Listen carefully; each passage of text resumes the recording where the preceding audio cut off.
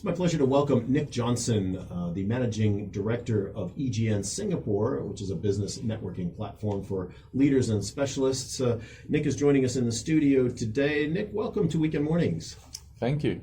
It is great to have you with us. And Nick, there was a fascinating article in which you took part in the Business Times on Friday about success and how lonely it can be. It can be a tough world out there, can't it?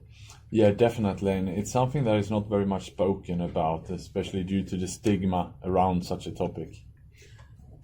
And Nick, when you look at the topic, take us through sort of how the article went. It was quite an extensive article that the Business Times did. Tell us about that. Yeah, so basically they did a 4-page feature where they had interviewed myself and also a few other senior executives in regards to their emotional struggles, and where we basically were sharing how challenging it can be at the top. And basically when asked, what do you mean with that it's challenging at the top? Yeah. Well, it can be pretty lonely at the top, was my answer. Yeah, and of course there is that old saying, I don't know if you have it, when you were growing up, but it's lonely at the top, right? Is the saying that we often had in the U.S. growing up. But it really is true, because the higher you go, actually the fewer people you have a chance to really confide in. Is that the thinking? Yes, that's exactly right. And especially if you look here at Singapore, where most of the senior executives then are regional directors. That means that they have no one at their level, but the boss is probably a CEO or owner, many times in the US or in Europe or perhaps Australia. That means that they are reporting to someone overseas. And then if you're looking at the team they don't have anyone on their level. So the people are below them. They may be a country manager, country director in the different countries in Asia.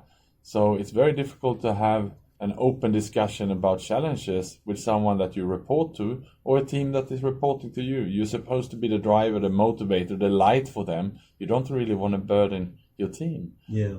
Nick, tell me, is there a difference in your mind or in the research you're doing? Because you are writing a book on executive loneliness in Singapore, but tell us about the difference between loneliness and depression.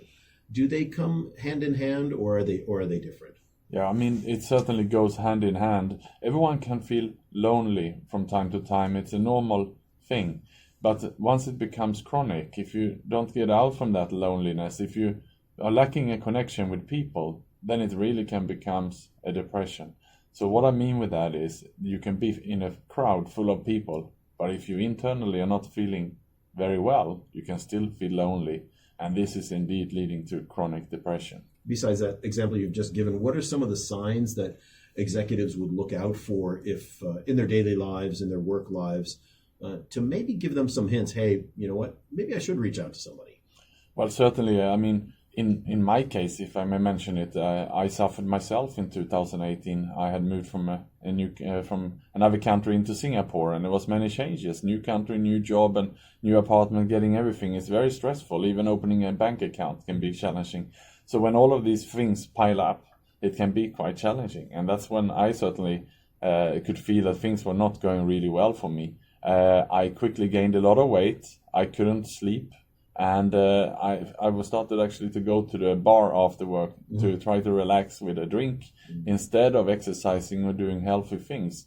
So those were the warning signs in my case when I realized that I need to do something here. Yeah, and of course, stress in Singapore is everybody knows it's here. Everybody, I think, feels some level of it to achieve, to get ahead. Of course, many companies have their regional or their global headquarters here. We have an increasing number of entrepreneurs and people that are doing startups. And of course, there's a whole nother level of stress around those types of jobs as well. And when you're working on your book called Executive Loneliness in Singapore, you did a study that study, give us some of the outcomes or some of the insights that you had as you were studying executives for this topic of loneliness.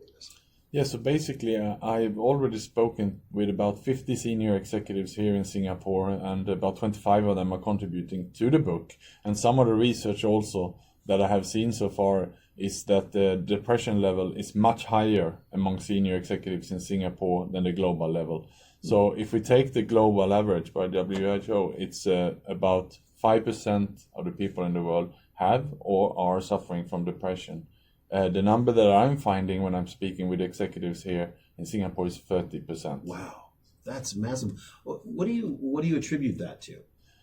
Well, or is it too early to tell if you're not been able to actually figure that out yet? no, but it's linked to what we discussed before. Simply the challenges of the job, and that you're constantly traveling, you're on the road, you're neglecting your family because you're moving from one country in India, the next in Vietnam, and the hours are catching up with you. You don't get time for yourself also to do fitness and having a good diet because you're spending your evenings in the hotel. So that is what's going on for a senior executive, and especially more challenging in Singapore. If you compare that with, for example, being a country manager in a market, then you don't get those travel schedules.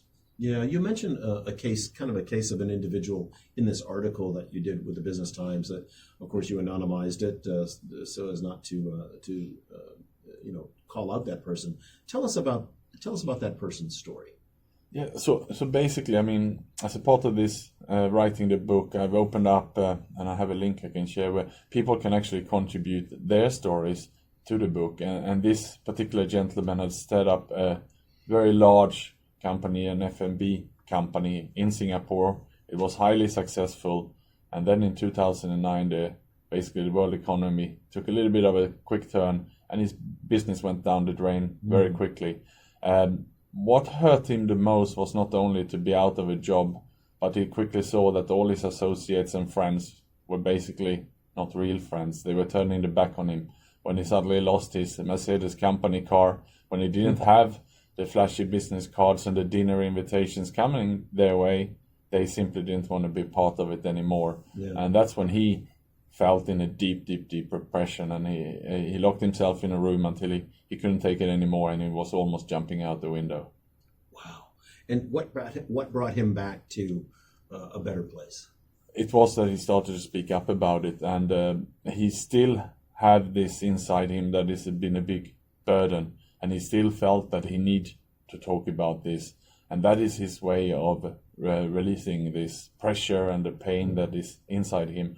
And he now had the opportunity then to let his anger and frustrations that is still sitting inside him by sharing it here in this story. And that he already thanked me yesterday for getting the opportunity to sharing a story, because hopefully someone else sees it, and that makes him feel better, that someone else might see this, find themselves inside this story, and instead of keeping it for themselves, speak up. Is that the first step? Obviously acknowledging yourself that, hey, I might have a problem, but secondly, reaching out and talking about it with somebody. And you mentioned you have this anonymous website that people can contribute their stories. You don't want to know their names or anything else about them, but you do want the stories that you can then share in your book. Is that the first step to sort of get out there and at least talk about it to somebody? I would say the first step is what I mentioned before, is really being honest with yourself and identify and see that there's something there that you need to address. And then indeed the second step is to tell someone. And if you have a wife or a husband or a close friend, start telling that person. It can be very challenging to tell it to perhaps to people that you don't really know. But if you do belong to a club, an association, a church, or whatever it may be, where you have the opportunity to speak, do so. Or if you're part of a company that has the support structure, do speak up. But they're also part of the research that are done for the book shows that actually more than 80% of executives are reluctant to speak to people inside the company about their challenges. Sure. Speaking with Nick Jonsson, the managing director of EGN Singapore, it's a business networking platform for leaders, and this is one of the issues, one of the topics that comes up in your sessions that you do with the EGN network, is it not? Yes, exactly right. And that is what we're trying to create in the confidential peer groups that we have at EGN, where we group senior executives in peer groups, where we now have 9 peer groups, about 30 people in each peer group, led by a facilitator. All the members are signing an NDA, so they should feel that this is a confidential discussion. They can come in and discuss the work-related challenges they have, and because of the support structure there, we are there to help them. What do you when you go into some of these sessions, are you surprised at the level of honesty and candor that some of these executives exhibit? It gets better and better and stronger. And especially when I, as the MD of the organization, also now share my story and show that I'm vulnerable, that not everything is perfect. We all have our ups and downs in life. So when I now encourage them to look at me and that I'm sharing mine, they're also opening up, just like you can see in this article. There's a few there and more than 20 in the book. And this is also reflected now in the meetings where we get more honest discussions. That was in the Business Times over the weekend. It's also online as well at the Business Times. And the article itself was called Successful But Lonely at the Top. And just a great article, a feature in the Business Times. Nick, is there any difference between gender or age when it comes to people who are either exhibiting the depression and the loneliness, or who are willing to talk about it? Is it a generational difference?